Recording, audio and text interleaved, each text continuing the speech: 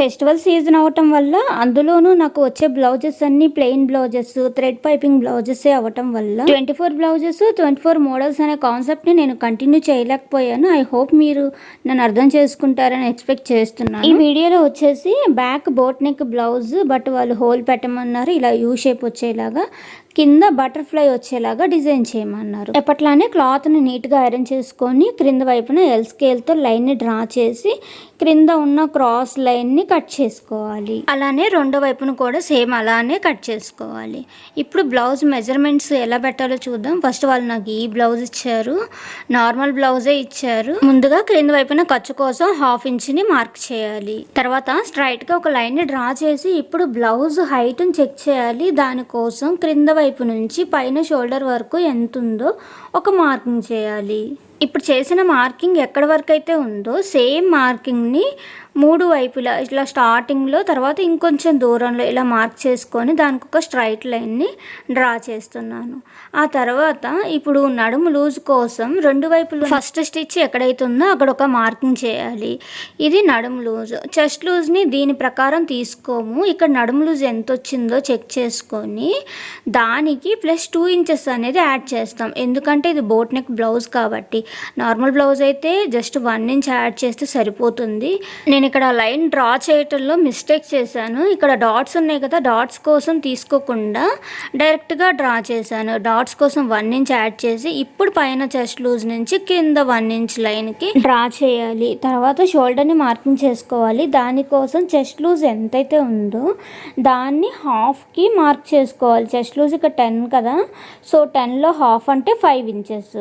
మనకి ఎంత వచ్చినా సరే దానికి +2.5 ఇంచ్ అనేది యాడ్ చేయాలంటే ఇక్కడ ఇంకొక 2.5 ఇంచ్ యాడ్ చేస్తే 7.5 ఇంచెస్ అనేది షోల్డర్ అవుతుంది. So same as it is 7.5ని క్రింద వైపును కూడా మార్కింగ్ చేసి పైన షోల్డర్ ఎంతైతే ఉందో ఆర్మ్ లెంత్ కూడా అంతే తీసుకుంటాం.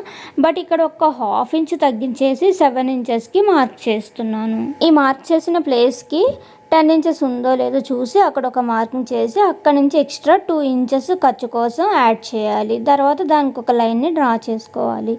తర్వాత ఆర్మ్ రౌండ్ నార్మల్గా ఈ కర్వ్ స్కేల్ పెట్టేసుకొని ఎంత వస్తే అంత గీసేయండి, సరిపోతుంది. నెక్ మార్కింగ్ చేయడానికి నార్మల్ అయితేనేమో ఈ వైపు నుంచి ఇటువైపుకి మార్కింగ్ చేస్తాం కదా, బట్ ఇది బోట్ నెక్ కాబట్టి ఆర్మ్ రౌండ్ వైపు నుంచి లోపలికి 3 ఇంచెస్ షోల్డర్గా మార్కింగ్ చేస్తున్నాను. ఇప్పుడు నెక్ డౌన్ కోసం 3 ఇంచెస్ లేదా 3.5 ఇంచ్, నేనైతే ఇక్కడ 3 ఇంచ్ని తీసుకొని సేమ్ అదే 3 ఇంచ్ని ఇటువైపు కూడా తీసుకొని ముందు ఒక బాక్స్ లాగా డ్రా చేయాలి. ఇలా డ్రా చేయటం వల్ల నెక్ షేప్ అనేది పర్ఫెక్ట్గా వస్తుంది కాబట్టి బాక్స్ని డ్రా చేసి అందులో కర్వ్ స్కేల్తో బోట్ షేప్ అనేది డ్రా చేస్తుంది. తర్వాత క్రింద వైపున బ్యాక్ పార్ట్ నెక్ హైట్ ఎంత వరకు ఉందో చెక్ చేసుకొని అక్కడ ఒక మార్కింగ్ చేయాలి. తర్వాత నెక్ పై నుంచి ఇక్కడ వరకు 1.5 ఇంచ్కి ఒక మార్కింగ్ చేశాను. ఇక మనం ఏ షేప్ డ్రా చేసినా సరే ఈ 2 మార్కింగ్స్ మధ్యలోనే ఏ షేప్ అయినా డ్రా చేస్తాము. అయితే ఇక్కడ నేను షేప్ డ్రా చేయటం కోసం పైన 4 ఇంచ్ మార్కింగ్ పెట్టుకున్నాం కదా, సేమ్ అంతవరకే మార్క్ చేసుకొని అందులోనే షేప్ డ్రా చేయాలేమో అని అనుకోవద్దు. సైజ్ తగ్గించుకోండి పర్సనాలిటీని బట్టి.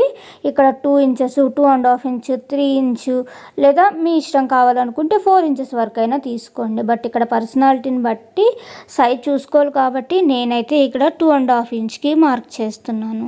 దీనికి స్ట్రైట్గా ఒక లైన్ డ్రా చేసి దాంట్లో కూడా ఒక 1/2కి ఇలా మార్క్ చేసుకొని నేను యూ షేప్ వచ్చేలాగా ఇక్కడ షేప్ అనేది తీసుకున్నాను. ఇలా మార్కింగ్స్ అంతా కంప్లీట్ అయిన తర్వాత ఇక నార్మల్గా మనం మార్క్ చేసుకున్న మార్కింగ్ ప్రకారం కట్ చేసేసుకోవాలి. ఇక్కడ నెక్ దగ్గరకు వచ్చేటప్పుడు నేను ఇక్కడ ఎలా కట్ చేస్తున్నాను అలా కట్ చేయాలి. అండ్ ఈ షేప్ను కూడా ఇదే విధంగా కట్ చేయాలి. అంటే మనకి ఇక్కడ మధ్యలో మాత్రమే ఓపెన్ ఉంటుంది, పైన కింద అలాగే ఉండిపోతుంది. సో ఇప్పుడు దీన్ని స్టిచ్చింగ్ చేయాలి. మెయిన్ ఫ్యాబ్రిక్ అనేది రైట్ సైడ్ని పెట్టుకోవాలి. దానిపైన లైనింగ్ ఫ్యాబ్రిక్ని పెట్టి ఫస్ట్ ఈ షేప్ మనం కట్ చేసుకున్న దాని ప్రకారం నేనైతే పైనుంచి స్టార్ట్ చేస్తున్నాను. సో అలా స్టార్ట్ చేసుకొని షేప్ ఎలా ఉందో అదే విధంగా స్టిచ్ చేయాలి. ఆ తర్వాత ఈ హోల్ని కట్ చేయాలి. కొంచెం లైట్గా కట్ చేసేసి నార్మల్గా ఇక షేప్ ప్రకారం కట్ చేసేసుకోండి. తర్వాత అక్కడక్కడ చిన్న చిన్న కటింగ్స్ ఇవ్వాలి. దీనివల్ల షేప్ అనేది నీట్గా వస్తుంది.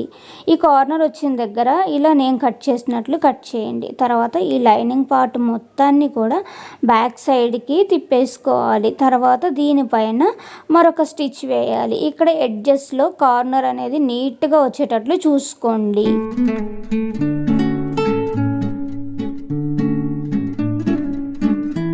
ఆ తర్వాత మెయిన్ ఫ్యాబ్రిక్ అండ్ లైనింగ్ ఫ్యాబ్రిక్ని జాయింట్ చేయాలి. నెక్స్ట్ పైపింగ్ని యాడ్ చేసుకోవాలి. దానికోసం నార్మల్గా పైపింగ్ అయితే రెడీ చేసుకున్నాను. బట్ ఇది వచ్చేసి మనం పైనుంచి పైపింగ్ వేస్తున్నాం కాబట్టి రెండో వైపున కూడా లోపల వైపుకి ఫోల్డ్ చేసుకొని స్టిచ్ చేసి ఆ తర్వాత మాత్రమే ఈ షేప్కి పైపింగ్ని యాడ్ చేయాలి. ఈ పైపింగ్ని బ్లౌజ్కి లోపల వైపు నుంచి ఓన్లీ ఈ థ్రెడ్ పైపింగ్ వరకు మాత్రమే బయటికి కనపడేటట్లు పెట్టుకోవాలి. ఈ కార్నర్ దగ్గర కొంచెం జాగ్రత్తగా అయితే స్టిచ్ చేయండి. ఇక్కడ ఓన్లీ పైపింగ్ వరకు మాత్రమే బయటకు కనపడేటట్లు స్టిచ్ వేసుకోవాలి. నాకైతే ఓన్లీ నేను డబల్ ఫూట్తోనే నేను పైపింగ్ని రెడీ చేస్తాను. నేను ఎటువంటి సింగిల్ ఫూట్ని అయితే యూజ్ చేయను. సో మీకు డబల్ ఫూట్తో ఎలా పైపింగ్ చేసుకోవాలనే దాని గురించి ఫుల్ వీడియో నేను డిస్క్రిప్షన్లో లింక్ అనేది యాడ్ చేస్తాను. ఇక్కడ లాస్ట్ వరకు వచ్చిన తర్వాత కూడా డైరెక్ట్గా బయటికి రానిచ్చేసేయండి. ఇప్పుడు ఎక్స్ట్రా ఉన్నది కట్ చేసుకొని ఇక్కడ ఫోల్డింగ్ చేసుకొని దీనిపై నుంచి రెండో వైపుగా స్టిచ్ రావటం కోసం రెండో వైపుగా స్టిచ్ వేయాలి. బట్ ఇక్కడ నేను పైనుంచి వేయొచ్చు అనుకున్నాను, బట్ రాలేదు. సో బ్యాక్ సైడ్కి తిప్పేసుకొని ఈ రౌండ్ షేప్ తిరుగుతున్న దగ్గర లైట్గా కటింగ్ చేసేసి ఇప్పుడు వెనక వైపు నుంచి రెండో స్టిచ్ అనేది వేస్తున్నాను.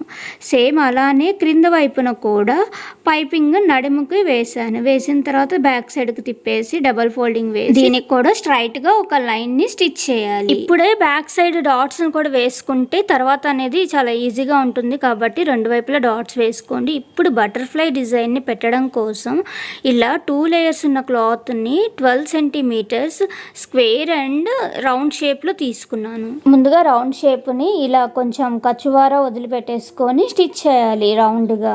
అలానే స్క్వేర్ కూడా అయితే నేను ఇక్కడ స్క్వేర్ని ఏ విధంగా స్టిచ్ చేస్తున్నాను చూడండి.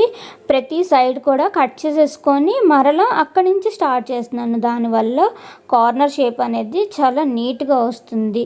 ఇలా కొంచెం కొంచెం చిన్న చిన్న కటింగ్స్ ఇచ్చేసి ఈ కార్నర్ ప్లేస్లో ఇక్కడ నేను కట్ చేస్తున్నట్టుగా కట్ చేయాలి. ఇప్పుడు వీటిని ఎలా రివర్స్ చేయగలం? కంప్లీట్గా క్లోజ్ చేసాను సేమ్ 4 సైడ్స్న అండ్ రౌండ్.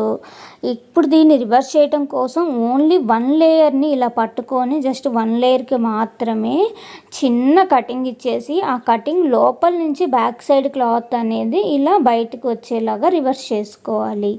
సేమ్ అలానే స్క్వేర్ క్లాత్ని కూడా అలానే బ్యాక్ సైడ్ నుంచి లోపల వైపుది క్లాత్ అంతా కూడా ఇలా బయటకు వచ్చేలాగా రివర్స్ చేసుకోవాలి. అలానే ఈ స్క్వేర్కి ఎడ్జెస్ అనేది నీట్గా ఉండేటట్లు చూసుకోవాలి. బటర్ఫ్లై షేప్ నీట్గా రావడం కోసం ముందు ఈ సర్కిల్ని సెంటర్లోకి ఫోల్డ్ చేసి ఒక లైన్, అలానే స్క్వేర్ని కూడా నేను ఇక్కడ ఫోల్డ్ చేసినట్టుగా ఫోల్డ్ చేసి ఒక లైన్ని డ్రా చేయాలి. ఈ రౌండ్లో మనకి మధ్యలో పాటు తెలియాలి అంటే ఇలా ఫోల్డ్ చేసుకొని మధ్యలో ఒక మార్కింగ్ చేసుకొని ఈ చేసుకున్న మార్కింగ్ పైన ఈ స్క్వేర్ క్లాత్ ఉండేటట్లు పెట్టుకొని సూది దారంతో మనం లైన్ని ఎలా అయితే డ్రా చేసామో అలాగా రన్నింగ్ స్టిచ్ వచ్చేలాగా స్టిచ్ చేయాలి.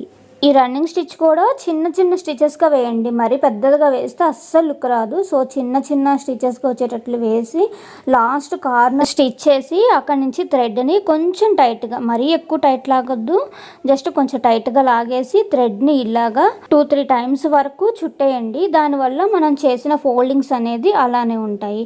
ఆ తర్వాత బ్యాక్ సైడ్న 2-3 నాట్లు వేసేసుకుంటే సరిపోతుంది. బటర్ఫ్లైకి చుట్టిన దారం కనపడకుండా ఉండాలంటే ఒక స్ట్రిప్ని యాడ్ చేయాలి. దానికోసం ఆపోజిట్ కలర్లో ఉన్న క్లాత్ని ఇలా స్టిచ్ చేసుకొని దాన్ని మస్కిటో ఇన్సెన్స్ స్టిక్తో బ్యాక్ సైడ్కి రివర్స్ చేశాను. ఈ స్ట్రిప్ని ఇలా తయారు చేసుకున్న ఈ బటర్ఫ్లైకి బ్యాక్ సైడ్న ఉండేటట్లుగా ఇలా పెట్టేసుకొని ఇక్కడ నార్మల్గా మిషన్తోనే స్టిచ్ వేసేస్తున్నాను. తర్వాత ఎక్స్ట్రా ఉన్న క్లాత్ని కట్ చేసేయటమే. ఇలా రెడీ చేసుకున్న ఈ బటర్ఫ్లైని బ్యాక్ సైడ్న బ్లౌజ్కి పెట్టాలి. దానికోసం బ్లౌజ్ని ఇలా సెంటర్లోకి ఫోల్డింగ్ చేసుకొని అక్కడ ఒక మార్కింగ్ చేసి పెట్టేసి దానిపైన ఇలాగ బటర్ఫ్లై వచ్చేటట్లు పెట్టేసుకొని సూది దారం అనేది బయట కనపడకుండా ఉండేటట్లు చూసుకొని ఒక 2-3 టాకాలు వేస్తున్నాను. నేనైతే ఎక్కువ టాకాలు వేయట్లేదు, మరీ పట్టేసినట్టు ఉంటుంది, కొంచెం ఫ్రీగా ఉండాలని చెప్పేసి కొంచెం లైట్గా టాకాలు వేసేసి ముడేసి కట్ చేసేసాను. ఈ బ్లౌజ్ మోడల్ మీకు నచ్చిందా?